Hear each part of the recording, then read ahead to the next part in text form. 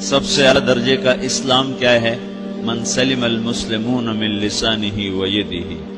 زندگی میں یہ طے کر لو، کوئی کتنا ہی تمہیں دکھ پہنچائے، کوئی کتنا ہی تمہاری بےعزتی کرے، چپ ہو جاؤ، سہ جاؤ۔ مرنے والے کی کیا عزت، کیا ذلت، میں نے تو مر کے دیکھا ہے، اور مجھے یہ حدیث سمجھ میں آئی ہے بڑی اچھی طرح، موتو قبل ان تموتو، کہ مرنے سے پہلے مر جاؤ۔ اس وقت اگر میں مر جاتا تو مجھے کوئی گالیاں دیتا تو مجھے کیا نقصان تھا، اور مجھے کوئی نعرے لگاتا میرے لیے تو میرا کیا نفع تھا۔ تو مرنے سے پہلے مر جاؤ، کوئی تمہیں برا بھلا کہے تو تمہارا کیا نقصان ہے، تمہیں کوئی واہ واہ نعرے لگائے تمہیں کیا نفع ہے۔ اگر اللہ راضی ہے تو مرد آباد اور زندہ باد سے بے نیاز ہو۔ ابو ذر رضی اللہ تعالیٰ عنہ کو ایک آدمی نے گالیاں دی تو انہوں نے فرمایا، بیٹا ایک گھاٹی آگے آ رہی ہے، اس میں گر گیا تو جو کچھ کہہ رہے ہو اس سے بھی زیادہ کا حقدار ہوں، اور اگر پار ہو گیا تو تیری گالیوں سے مجھے کوئی فرق نہیں پڑتا ہے۔ من سلم المسلمون من لسانہ و یدہ موتوا قبل ان تموتوا۔ چونکہ آج کل اخلاق ہیں انتقامی، معاف کرنے والے اخلاق ہیں نہیں، انتقامی اخلاق ہیں۔ ہمارا معاشرہ انتقامی ہے، اچھا کرو گے تو ہم اچھا کریں گے، برا کرو گے تو ہم برا کریں گے، جیسا کہو گے ویسا ہم سے سنو گے۔ یہ ہمارا ماحول ہے، یہ ہمارا۔ ایک ماں کہہ رہی تھی دوسری ماں کو، میرے پترا کدی کسی نے واسطے سلام نہیں کیتا، بڑے فخر سے کہہ رہی ہے، ہمارے اپنے گاؤں کی بات، میرے پترا کدی نہیں کسی نے واسطے سلام کیتا، مائی جڑا کرے انہوں کریں دیں، جڑا نہ کرے انہوں پوچھ دے ہی کوئی نہیں۔ یہ وہ فخر سے کہہ رہی، جو سب سے بڑا عیب ہے وہ سب سے بڑا فخر بنا ہوا۔ میرے پتروں کدی نہیں کسی نے واسطے سلام کیتا۔ جب ماں باپ نے یہ سبق دیا تو اولاد کا کیا قصور ہے؟ تو ہمارا معاشرہ انتقامی ہے، ایک کی 10 سنانے کا ماحول ہے، تو آپ 100 کی ایک بھی نہ سناؤ۔ احنف بن قیس رضی اللہ تعالیٰ عنہ پہ ایک آدمی نے چڑھائی کر کہنے لگا، ایک سناؤ گے نا تو 10 سنو گے میری طرف سے۔ تو احنف بن قیس کہنے لگے، بھائی تو مجھے 100 بھی سنائے گا نا تو میری طرف سے ایک بھی تو نہیں سنے گا۔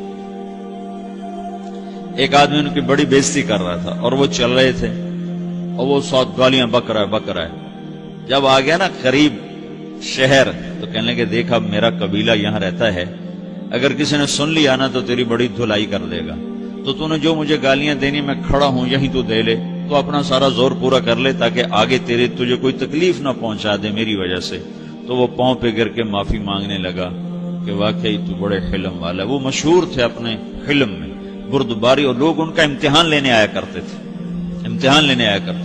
کہ بھئی کوئی ہے جو احنف کو غصہ دلا دے، تو لوگ ناکام ہو جاتے تھے، ان کو غصہ نہیں آتا۔ ایسے ایک عرب سردار گزرا معن بن زائدہ، وہ بھی اپنے حلم میں بڑے مشہور تھے۔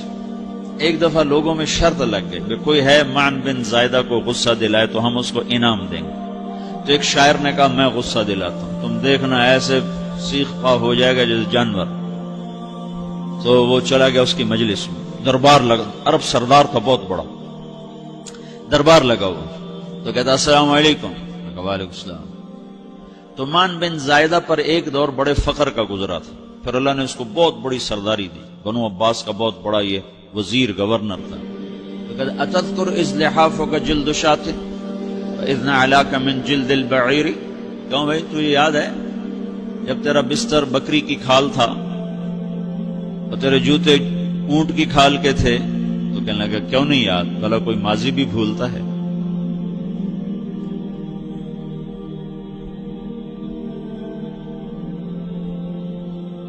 تو وہ کہنے لگا پہلا وار تو خطا گا، کہ فسبحان الذی اعطاک ملکا وعلمک الجلوس علی السریر۔ تو پھر ساری تعریفیں تو اللہ کی ہیں جس نے تیرے جیسے کو تخت پہ بٹھا دیا۔ کہاں بھئی ساری تعریفیں اللہ کی ہیں، میری تو کوئی اوقات نہیں۔ تو کہنے لگا سأرحل عن دیار انت فیہا وان جار الزمان علی الفقیر، جہاں تیرے جیسا حکمران ہو وہاں مجھے رہنا گوارا ہی نہیں ہے، میں یہاں سے چھوڑ کے نکل جاؤں گا چاہے کتنی تکلیف اٹھاؤں۔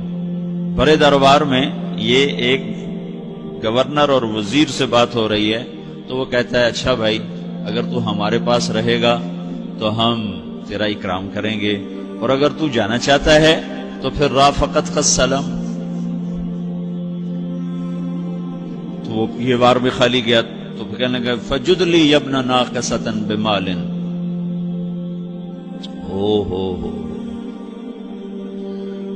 او گندی ماں کے بیٹے مجھے کچھ عطا بھی کر، میں بغیر پیسے کے سفر کیسے کروں گا؟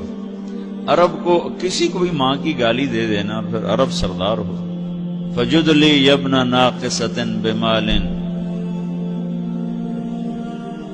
بری ماں کے بیٹے مجھے کچھ پیسے بھی دے، میں نے جانا ہے. میں کہا بھائی اس کو 3000 دے دیا جائے.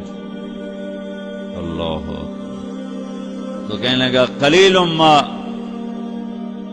آتیتنی و انی لأطمع منک فی الکثیر، یہ تو بہت تھوڑا تو نے دیا ہے، مجھے اور دے.